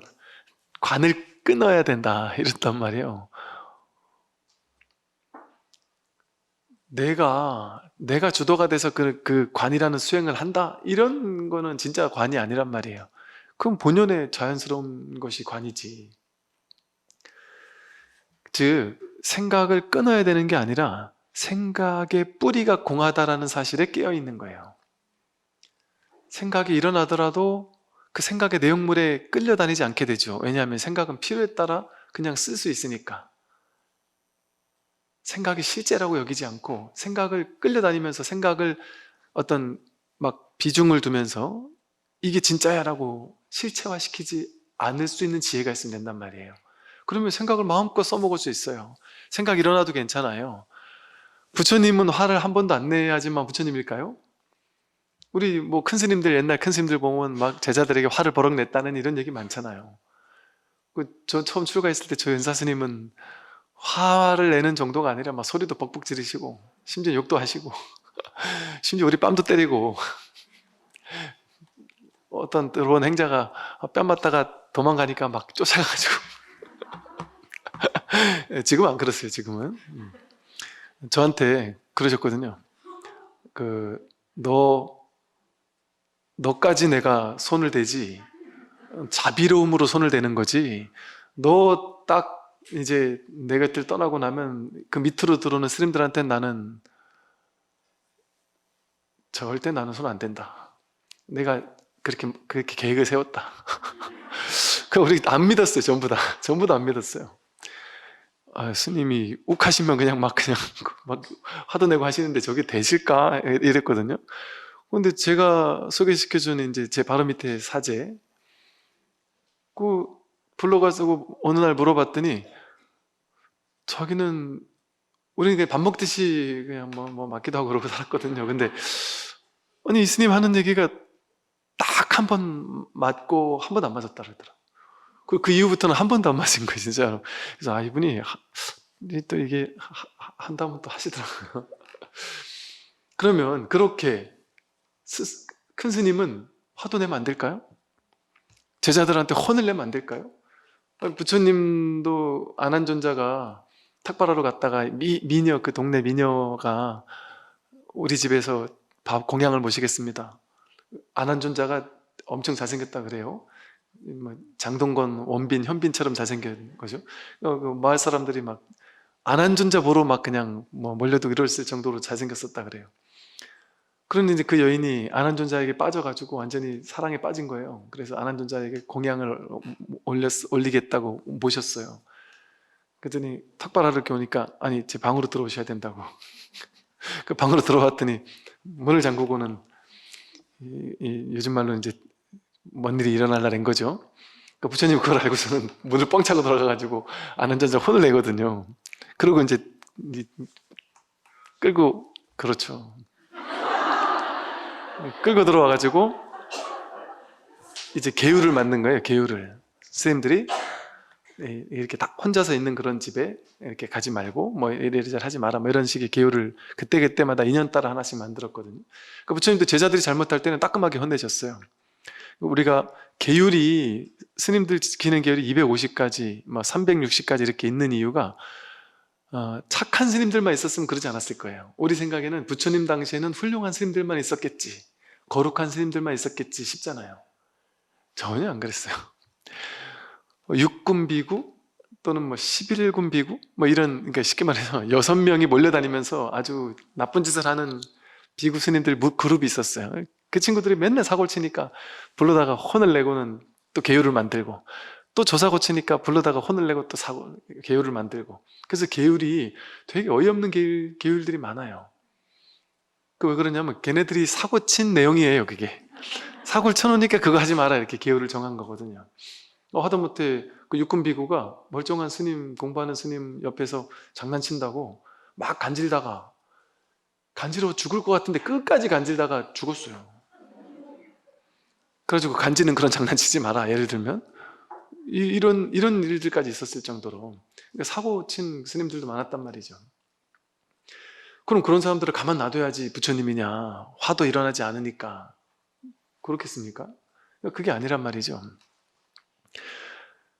그런 생각, 번뇌, 망상 이런 게 하나도 안 일어나고 화도 안 일어나고 뭐 아무런 욕심도 없고 그런 게 아니란 말이에요. 겉으로 봤을 때는, 이게 우리들의 분별로 봤을 때는 화로 보이기도 하고 욕심으로 보이기도 할 수도 있겠죠, 어쩌면. 그런데 그러니까 그 선오록에 그런 게 정형구처럼 자주 나오는 게 뭐냐면, 내가 이 마음을 제대로 깨달았다면 그 욕심 같은 게 문제되지 않는다. 하룻밤에 황금 10,000냥을 써더라도 전혀 문제되지 않는다는 얘기를 한단 말이에요. 스님이 황금 1냥만 갖다가 써도 그 욕심 있는 스님인데 황금 10,000냥을 갖다 써도 다 소화가 된단 말이죠. 왜 그런 얘기를 했을까요? 탐심이 그대로 해탈이기 때문에 그래요. 삼독 본자 해탈이라 그래요. 그게 왜 그러냐? 탐심에 내가 끌려다니면서, 이 탐심에 내가 끌려다니는 지경이 된다면 그거는 어리석은 탐심에 끌려다니는 거죠. 그 탐심을 실제라고 느끼는 거 아니에요. 자기 욕심, 욕망을, 이걸 진짜 갖고 싶다, 이 돈을 진짜 갖고 싶다, 이것을 진짜 갖고 싶고, 와, 저거에 진짜 막 욕심이 생기고 이런 거 아니겠어요? 이게 진짜 탐심이라는 거는. 그런데 마치 자각몽을 꾸는 것 같단 말이죠. 내가 지금 이 현실이 그대로 꿈이라는 사실을, 공하다라는 사실을 탁 깨어 있으니까 이 모두가 인연 따라 생겨나고 인연 따라 사라지는 텅 빈 공한 거란 말이죠. 그러니까 마치 꿈과 같단 말이에요. 뭐 하나 실제가 아닌 거예요. 그냥 인연 따라 생기고 인연 따라 사라지면 그냥 그뿐이지, 실제로 내가 막 갖고 싶은 게 하나도 없는 거예요. 그냥. 그런데 인연 따라 현실을 살아야 되니까 거기서 연극은 한단 말이에요. 배고픈 밥도 먹어야 되고, 연극하는 데 있어서 연극을 리얼하게 해야지 거룩한 척하면서 연극할 필요가 있겠냔 말이에요. 아니 스님 저 뭐 오늘 점심 뭐 드실래요? 나 오늘 뭐가 먹고 싶다. 짜장면 집에 가서 짜장 드실래요? 짬뽕 드실래요? 어, 난 분별이 없는 사람이니까 아무거나 주는 대로 먹어. 뭐하러 그러냔 말이에요. 인연따라 이 몸이 있는 동안은, 부처님도 인연따라 이 몸이 있는 동안은 몸에 인연의 저촉을 받아요. 인연의 저촉을 받아요. 그래서 부처님을 무여의 열반이 아니라 몸이 남아있는, 아직 열반하시기 전에 몸이 남아있는 부처님을 유여의 열반이라 그러거든요. 몸뚱아리를 아직 여의지 못했다 이 말이에요. 그 말은 몸뚱아리가 남아있는 동안은, 살아있는 동안은 인과의 저촉을 받을 수밖에 없어요. 그러니까 부처님도 밥을 안 먹으면 배가 고픈 거예요. 배고프다고 하면은 탁 제자들 앉혀놓고서는 야 내가 기운을 돌려가지고 배부른 방법 알려줄게. 그래서 탁 앉아서 기운을 돌려서 다들 배부르게 만들고 이러지 않는단 말이에요. 배고프면 탁발 나가는 거예요, 부처님도. 그래서 부처님이 그렇게 뭐랄까 막 이 몸이 있으니까, 예를 들어 부처님이 뭐 느끼한 걸 먹었다. 그럼 물이 좀 매콤한 게 땡긴다든지, 또 너무 짭짤한 걸 먹었다. 그럼 물을 먹고 싶겠죠. 그러면 어떨 때는 짬뽕을 먹고 싶기도 하고, 좀 매콤한 게 너무 담담한 거 먹었으면 짬뽕 먹고 싶을 수도 있고, 어떨 땐 짜장을 먹고 싶을 수도 있을 거 아니겠어요? 그러면 그렇게 분별한단 말이죠. 그런데 그 모든 것이 거기 막 구속당하지 않는 거예요. 어떤 것을 소유하더라도 그 소유물에 구속당하지 않는 거예요. 그러니까 우리 서울에 예를 들어 집을 한 채 내가 있느냐 없느냐가 인생에서 되게 중요하다. 그런데 사실은 어때요? 이게 전부 다 인연 따라 생기고 사라지는 거잖아요. 나라는 존재도 인연 따라 생기고 사라지잖아요. 내 몸도 인연 따라 생기고 사라지고. 내 몸도 내 게 아닌데 내 거라는 게 진짜 내게 있을 수 있겠습니까? 진짜 내게 있을까요? 인연 따라 임시로 잠깐의 기간 동안 내 거인 것처럼 내가 가지고 노는 거지. 아니 저기 무슨 계약서에다가 내가 사인했다고 해서 그게 진짜 내 걸까요? 그러니까 내 거인 놀이 하는 거예요, 모두 같이. 그냥 어떻게 땅에 네 거 내 거가 있겠어요? 그러니까 옛날 뭐 원주민들이, 서양 사람들이 와가지고 땅에 금을 긋고 네 거 내 거 하고 할 때 너무 이해할 수가 없었다고 그러잖아요. 어떻게 이 어머니 돼지라고 부르잖아요. 아버지 하나님 이렇게 하듯이 어머니 돼지는 그야말로 이 신성을 갖춘, 이게 법인데, 어머니 돼지에다가 고작 인간이라는 존재가 땅에 금을 거놓고 이건 네 땅 내 땅에서 돈 주고 사고 판다? 지네들은 그게 진짜라고 여기면서 막 이 땅 가지려고 기를 쓰지만, 인디언들이 봤을 땐 어이없는 일이죠. 저거 제가 한 평이라도 가질 수 있나? 진짜 가질 수 있나? 자기가 죽으면 글로 돌아갈 건데 어떻게 진짜 가질 수 있겠어요? 가질 수 있는 게 아니란 말이죠. 그래서 이 분별이 아예 일어나지 않는 것이 아니에요. 아예 일어나지 않는 것이 아니라 분별이 일어나는데 분별의 본질이 공하다라는 사실을 깨어나는 거예요. 그러면 이제는 분별 다 쓴단 말이죠. 화날 때 화도 낸단 말이에요. 뭐 갖고 싶으면 갖고 싶다고 하고, 필요하면 필요한 거 먹고 한단 말이죠. 생각 필요하면 생각하고 다 한단 말이죠. 그런데 과도하지가 않아져요. 무엇을 해도 과도하지 않죠. 극단적이지 않죠. 극단적으로 집착하지 않죠. 나 이렇게 하면 좋겠어. 즉 선호하는 것은 있는데 집착하는 건 없죠. 뭐 이거 좋으냐 저게 좋으냐, 나 이게 더 좋은데 하고 선호한단 말이에요. 근데 선호함과 집착의 다른 점은, 집착은 이걸 갖고 싶어 했는데 이걸 안 가지면 막 괴롭잖아요. 난 이 일을 하고 싶은데 그 일을 못하면 괴롭고, 이렇게 되고 싶은데 그렇게 안 될 때 괴롭잖아요. 그런데 약간 선호하는 것과 비슷한 거예요. 나는 짜장보다 짬뽕을 선호해. 근데 지금의 인연 따라 짜장보다 짬뽕을 선호하는 거였단 말이에요. 다음엔 또 다른 걸 선호할 수도 있어요. 인연 따라 그냥 선호하는 게 다를 뿐이죠.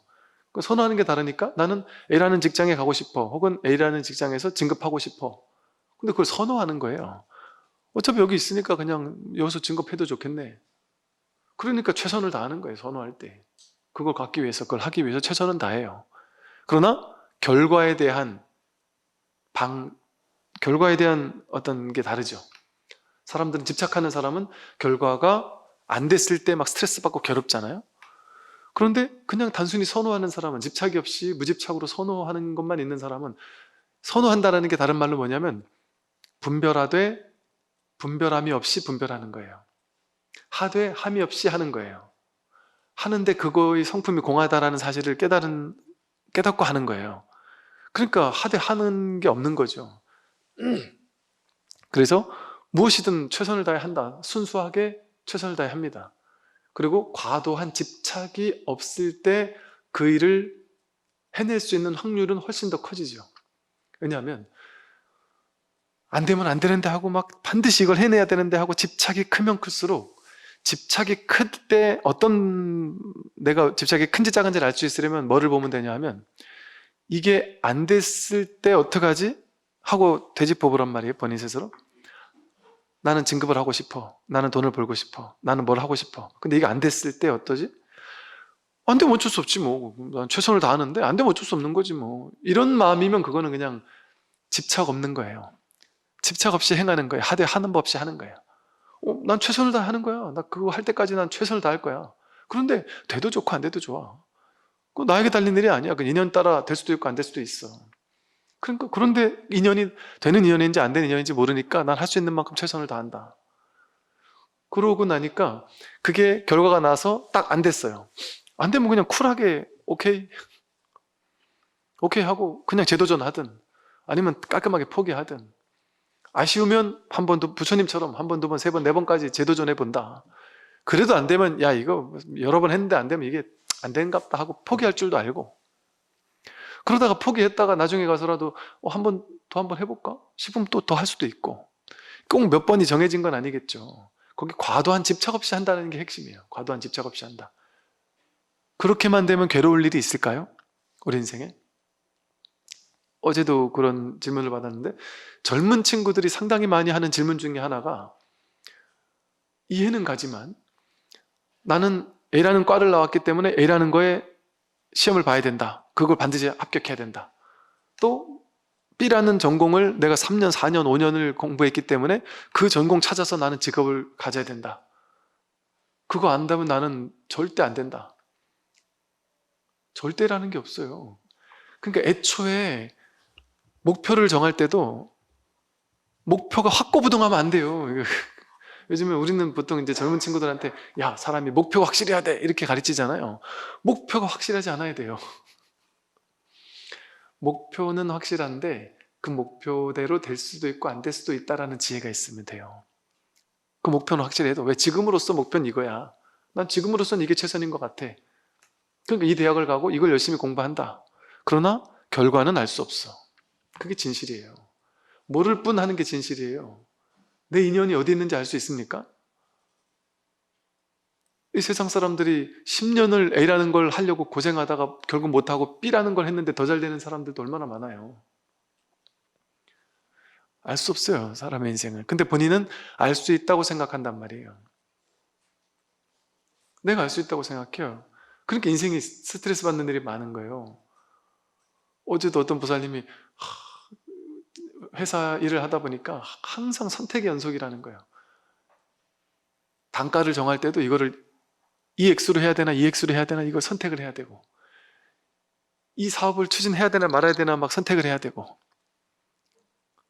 그 선택할 때마다 막 스트레스를 엄청 받는다는 거예요. 그 왜 스트레스를 받는지 아세요? 올바른 선택이라는 게 정해져 있다고 착각하는 거예요. 내가 올바른 선택을 할 수 있을 거라고 생각한단 말이에요. 나에게 달린 일이라고 생각하는 거예요. 내가 있으니까. 이게 내가 있다라는 어리석은 망상이거든요. 에고, 나라는 게 있어, 여기 있어. 그래서 내가 이걸 선택하나 이걸 선택하냐에 따라서 내 인생은 완전 뒤바뀔 거야. 내가 잘못 선택하면 내 인생은 완전히 망하게 될 거야. 나에게 달린 일이라고 생각하니까 결정하기가 어려운 거예요. 나에게 달린 일이라는 생각이 내가 있는 거잖아요, 내가. 그리고 옳고 그른 게 정해져 있다라고 믿는 사고방식이잖아요. 우리 그런 거 있잖아요. 내 운명이 어디로 갈까? 내 운명은 정해져 있는 것 같잖아요. 나는 이거 아니면 저거 중에 하나를 내 운명에 맞는 걸 선택해야 되는데 어쩌지? 내가 선택했는데 그게 내 운명에 안 맞으면 어쩌지? 하고 막 두려워하잖아요. 그게 내가 있고 내 살아가야 할 삶의 방향성이 정해져 있다고 생각하는 거예요. 그리고 그거를 잘 선택하는 사람은 잘 가는 건데 잘못 선택하면 못 간다 이런 생각이 있는 거예요. 그게 나라는 아상, 에고에 사로잡힌 어리석은 망상이에요. 그런 내가 없습니다. 내가 내리는 선택이 아니에요.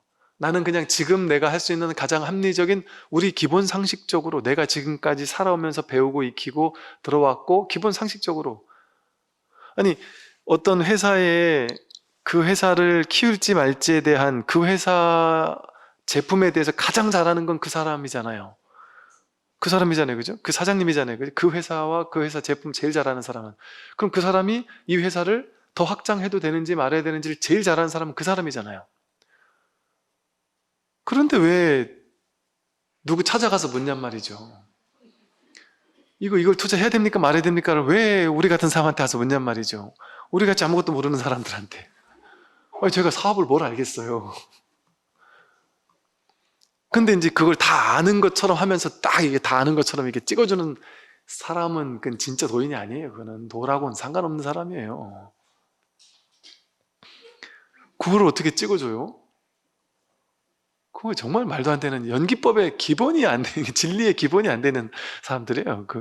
내가 다 답을 해줄 수 있다 하면서 나에게 와서 답을 물어라. 내가 다 답해줄 수 있다. 아니, 법륜 스님이 답해주는 게 그게 답을 딱 내려주는 게 아니잖아요. 어떻게 지혜롭게 할 수 있도록 본인 스스로 할 수 있는 지혜를 주는 거지. 스님들은 그렇게 지혜를 줄 뿐이에요. 결국엔 스스로 선택하도록. 그래서 이혼을 할까요 말까요? 마음대로 하세요. 그래도 하고 싶은데 그럼 하든지. 그래도 하면 안 좋은데 그럼 하지 말든지 이렇게 얘기하잖아요. 대신해 주지 않는단 말이에요.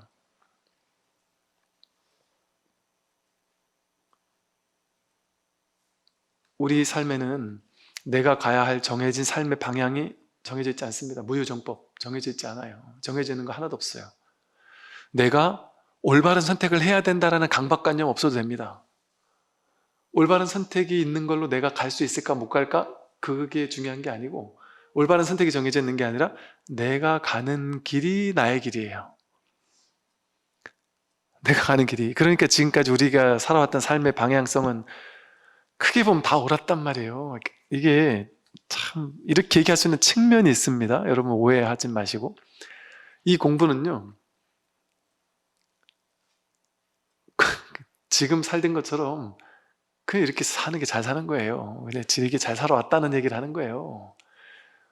근데 우리 마음속엔 그게 아니잖아요. 난 더 잘 살고 싶고 난 저 사람보다 더 잘 되고 싶고 나는 이렇게 가고 싶고 저렇게 가고 싶고 내 생각대로 막 유의 조작해가지고 내 인생을 뒤바꾸고 싶은 거잖아요. 그럴 필요 없다는 거예요. 지금 이미 잘 살고 있다는 거거든요. 지금 이미 본래 부처라는 거예요. 사실 그런 측면이 있단 말이에요. 이렇게 말할 수 있는. 그러니까 자기 자신에게 당당해져요. 이제 두려움이 없어져요. 어떤 삶을 선택해도 선택도 가벼워지고. 이게 선택이 내가 내리는 선택 같지만 이게 내가 내리는 선택이 아니에요. 연기가 인연법이 내리는 선택이에요. 내가 그 선택을 왜 했겠어요? 지금까지 배워 익히고 들어왔고 경험해 오면서 쌓아왔던 업식들, 온갖 경험들, 지식들 이런 것들이 다 쌓여 있어가지고 그것들이 조합해가지고 그 결정을 내린 거거든요. 연기법이 결정 내린 거예요. 스님 아닌데요. 저는 제 일반적인 상식이나 기본적인 과거에 배워왔던 것들은 A라는 걸 선택해야 되는 사람인데 저는 성격상도 A라는 걸 선택해야 되는 사람인데 갑자기 어젠가 어떤 영화 한 편을 보고서 아니면 어떤 사람을 만나가지고 아이디어를 탁 보고서는 내가 그동안 너무 갇혀 있었구나 싶어서 저는 제 의지를 가지고 과감하게 B를 선택했습니다. 저는 인연 따라 한 게 아닙니다. 어제 갑자기 바뀐 그 인연이 인연이란 말이에요. 어제 그 영화를 봤던 그 영화나 그 사람을 만났던 그 사람을 통해서 평소에 내리던 선택과 다른 선택을 내려야지 했던 거 그것도 인연이란 말이에요. 그러니까 자유의지라는 게 이게 있다라고 해도 맞지 않고 없다라고 해도 맞지 않아요. 근데 우리는 자유의지는 당연히 있다. 자유의지를 잘 개발했어야 된다. 이걸 자꾸 주장하니까 제가 없다라는 얘기를 거기에 사로잡히면 안 된다는 측면에서 했단 말이죠. 자유의지가 자유의지가 아니에요. 내가 있어야 나의 자유의지가 있잖아요. 내가 없는데 무슨 나의 자유의지가 있어요. 그게 오온이 개공이라 그랬잖아요. 수상 행식할 때 행원이 자유의지거든요. 말하자면 꼭 공하다 그랬잖아요. 행운이 없다 그랬잖아요. 자유의지 같지만 그게 자기 인연이란 말이에요. 인연이 나오는 거예요. 그러니까 결정 내릴 때 자기 인연 따라 결정 내리게 돼 있어요. 마음 편하게 그냥 내가 내리고 싶은 결정 내리면 돼요. 뭐 조금 팁을 드린다면 가능하면 머리로 내리는 결정보다도 그냥 가슴이 끌리는 쪽으로, 머리로 명확하게 분명하게 이게 좋고 이게 나쁘다 분명하면 머리로도 생각하는 게 가슴으로도 따라가거든요. 그럼 그냥 그래 내리면 되고. 그런데 우리는 그게 어려웠던 이유는, 그 결정이 어려웠던 이유는 이게 나에게 진짜 중차대한 문제라고 생각하는 거예요. 쉽게 말하면 내가 성공할 사람은 그냥 자기가 알아서 결정 내리는 거가 다 성공의 길로 가게 돼 있어요. 근데 실패할 인연이다, 실패할 업이다, 아직 지금 내가 때가 아니다 하면 나는 죽도록 성공하고 싶은데 나에게 아직 시절 인연이 성공할 때가 아니에요. 그러면 그 사람은 뭔 선택을 내려도 자꾸 안 되게 돼 있다니까요. 그러면 기다려야 될 때인 거예요. 지금은 아직 그때가 아닌 거예요. 그러니까 이게 내 생각으로 나는 반드시 이렇게 돼야 돼, 나는 반드시 이 길을 가야 돼, 나는 반드시 이런 직업을 가져야 돼, 반드시 이번 시험에 합격해야 돼, 난 이런 대학은 가야 돼, 전부 다 망상이에요. 자기 생각이 만들었잖아요. 자기 생각이 만들었잖아요. 그렇게 됩니까? 그렇게 안 되거든요. 요즘 젊은 친구들 막 일하는 과를 나왔는데 나와가지고 잘 취직까지도 대기업에 잘 취직했는데 한 2년 3년 일하다가 그만두고 다시 1학년부터 다시, 이런 친구들도 있어요. 의외로 많아요. 그게 잘못된 인생이냐? 그렇다고 할 수 없어요. 그럼 그 전에 내가 6년 했던 건 고생 잘못이냐? 그건 잘못이라고도 할 수 없어요. 모든 걸음걸음이 완전했단 말이에요. 우리 생각이 보면, 생각은 너는 몇 살 땐 잘 살았고 몇 살 땐 잘못 살았어, 그때 이 결정은 잘한 결정이고 이 결정은 잘못했어, 이렇게 생각이 분별하잖아요. 자기 인생을 판단하고 분별하고 옳았다 그렇다, 잘했다 못했다, 자기 자신의 인생을 재단하잖아요. 또 상대방의 인생도 재단하죠. 저 사람은 잘못 살고 있어, 잘 살고 있어, 저 사람은 괜찮은 사람이야, 못난 사람이야, 그렇게 재단하고 있잖아요. 그죠? 자기 생각에서 나온 거 아니에요? 자기 분별이에요. 그런 일이 없습니다. 꽃다지는 꽃다지대로 완전한 삶이 있고, 장미는 장미대로, 소나무는 소나무대로, 구분나무는 구분나무대로, 고든 나무는 고든 나무대로, 농부는 농부대로, 정치인은 정치인대로, 성직자는 성직자대로, 직장인은 직장인대로, 저마다, 키가 큰 사람은 큰 사람대로, 작은 사람은 작은 사람대로, 저마다의 완전한 삶의 길이 있단 말이에요. 왜 완전하다고 했을까요? 분별을 가지고 분별하니까, 생각하고 판단하고 옳다 그러다가 막 규정 지으니까 내 인생은 잘났고 저 사람 인생은 못났고 하는 그런 어리석은 분별망상의 세계를 내가 만들어냈잖아요. 그래서 세상 사람들을 내가 재단해요. 이 사람은 옳고 저 사람은 그러고 하면서. 그게 자기 생각이 만든 허망한 망상분별인 줄 모르고, 그 생각이 없으면 정멸이에요. 정멸. 뭐가 있어요? 있는 이대로 완전한 거예요.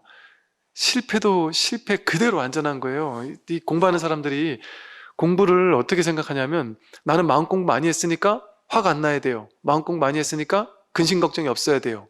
마음 공부 많이 했으니까 평탄해야 돼요, 인생이. 또 마음 공부를 많이 했으니까 누가 나한테 시비를 걸어도 흔들림이 없을 거예요. 없어야 돼요.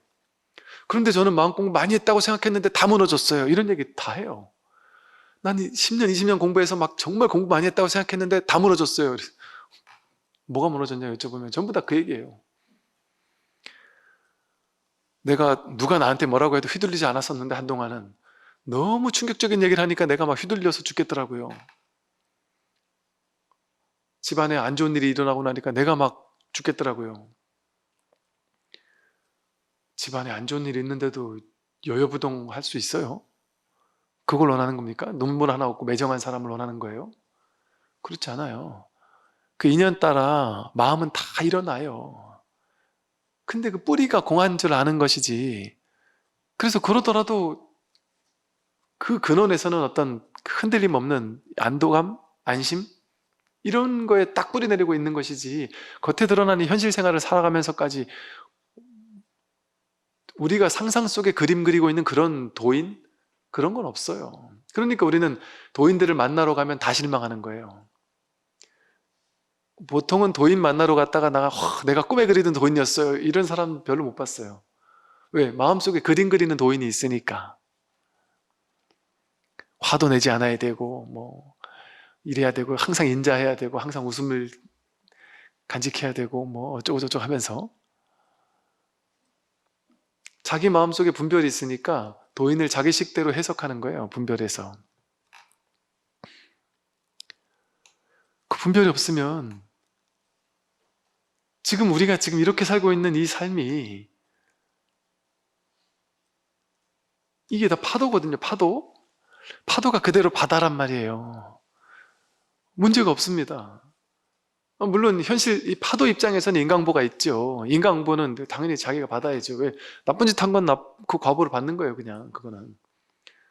근데 과보를 받더라도 그 문제가 없어요. 이 뿌리를 확인하고 난다면. 그러니까 부처님 제자들 중에 아라한과를 증득했지만 앙골리마라처럼 나쁜 짓을 많이 한 사람은 아라한과를 증득했어도 탁바라로 나가면 맨날 욕을 얻어먹고 사람들이 막 괴롭히고 욕하고 때리고 그랬단 말이에요. 왜? 본인이 얼마나 많은 사람을 죽였어요. 그랬으니까 그 과보를 받는단 말이에요. 그거 달게 받는 거예요. 그냥 문제없이 받는단 말이죠. 그래서 삶을 바꾸는 게 아니에요. 이 모양의 세계를 바꾸는 게 아닙니다. 또 이 깨달았다고 해서 모양의 세계를 내가 뒤바꿀 수 있는 힘이 생기는 게 아니에요. 내가 깨닫고 나면 병도 없어지겠지. 누가 그러시더라고요. 회사 다니는데 회사에서 내가 자꾸 욕을 많이 먹고 윗사람들한테 자꾸 욕먹고 이 사람 저 사람들 자꾸 나를 무시하고 그러니까 너무 스트레스를 받는 거예요. 그러다가 너무 스트레스 받는 것 때문에 자괴감에 빠져가지고 너무 괴롭게 인생을 살다가 저 사람들보다 내가 잘난 게 아무것도 없는 거예요. 너무 스트레스 받고 인생을 살다가 너무 괴로우니까 이래 유튜브에서 찾다가 본문을 듣기 시작하다 보니까 여기서 이제 빛을 본 거예요. 오케이, 내가 여기서 깨닫기만 하면 회사에 있는 잘난 척하는 그놈들 내가 한 방에 그냥 나는 부처고 니네들은 중생이 될 수 있겠구나. 내가 전마등에 한 방에 제압할 수 있겠구나. 그런 힘이 생기는 줄 알아요. 그런 힘 안 생겨요. 자기가 깨달아도. 거 가서 또 욕먹을 거예요. 직장 업무 능력이 갑자기 막 그냥 확 놀랍게 좋아지고 막 그러지 않아요. 저런 게 있는 거죠. 마음이 가벼워지는 거죠. 그 마음에 끌려가지 않는 거예요. 그 사람들이 나를 무시를 하든 욕을 하든 뭐를 하든 그때는 일희일비하면서 거기 여기저기 막 다 끌려다녔는데 끌려다니는 일이 상당히 줄어들겠죠. 처음엔 좀 있겠지만 시간이 지나면 지날수록 점점 더 끌려다니는 일이 줄어들죠. 거기 뭐 끌려가지 않는단 말이에요. 그게 공안조라니까. 일어나는 모든 일들이 다 일어나고 있잖아요. 우리 인생에 복잡다단한 삼천대천세계의 어마무시한 일들이 지금 다 일어나고 있잖아요. 여러분은 성공도 하고 실패도 하고 인생은 좋기도 하고 나쁘기도 하고 병이 있기도 하고 건강하기도 하고 자식이 잘하기도 하고 못하기도 하고 지옥 같은 일도 있다가 천상세계 같은 기쁜 일도 있다가 우리 인생은 그렇게 박진감 넘치는 일이 벌어지잖아요. 아무 일도 없습니다. 이건 그냥 인연 따라 생기고 사라지는 것뿐이에요. 분별 일어나도 아무 상관이 없어요. 분별도 인연 따라 생기고 사라질 뿐이에요. 그 인연이 주어지면 그 분별심이 일어나는 거예요. 아무리 깨달았다 하더라도 누가 옆에 와서 한 대 때리고 막 그냥 뭐 화를 둑 돋으면 거기서 소리를 버럭 질러야죠. 하지 말라고. 아니 깨달은 사람이 누구한테 무시당해도 그냥 가만히 당하기만 하고 누가 때려도 맞기만 하고 그러면서 또 싱글벙글 웃고 그러는 사람이겠어요? 바보지. 그런 짓 하지 말라고, 어디 가서도 이런 짓 하지 말라고 따끔하게 혼낼 줄도 알고 하겠죠, 당연히. 그래서 이 번뇌망상의 탐지지 삼독의 뿌리를 확인하는 거지. 뿌리가 본래 공했음을 확인해서 탐심도 일어나고 진심도 일어나고 치심도 일어나지만 그게 실제가 아니라는 사실에 깨어나는 거예요. 그게 본래 공하다는 사실에 깨어나는 거예요. 그러니까 그게 문제가 다 있지만 그게 더 이상 문제가 되지 않는 거지 문제가 사라지는 게 아닙니다. 문제는 있어요. 유여의 열반이라니까요. 몸뚱이가 있는 동안은 인과가 따라요. 밥 안 먹으면 아무리 부처가 돼도 배가 고파요. 그게 법이에요. 그게 법이에요. 부처님이 목마르니까 아나한테 자꾸 물 떠오라고 물 떠오라 했는데 지금 물이 없는데 부처님이 자꾸 떠오라고 하니까 부처님이 짜증을 내시면서 물 좀 떠오라니까, 아이 스님 지금 저 마차가 지나가가지고 물이 다 흙탕물밖에 없어요. 야 지금 내 죽겠으니까 그거라도 떠봐 이러신단 말이에요, 부처님도.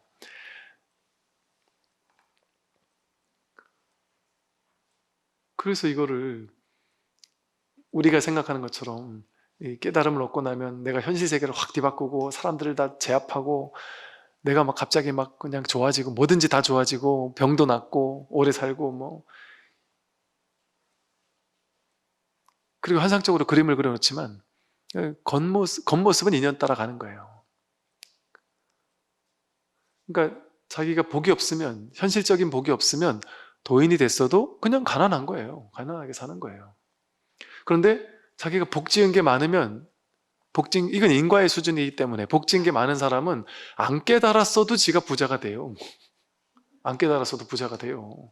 마음 낸 대로 다 돼요. 깨달은 도인이 머무는 절에 풀이 한 폭 자란다리잖아요.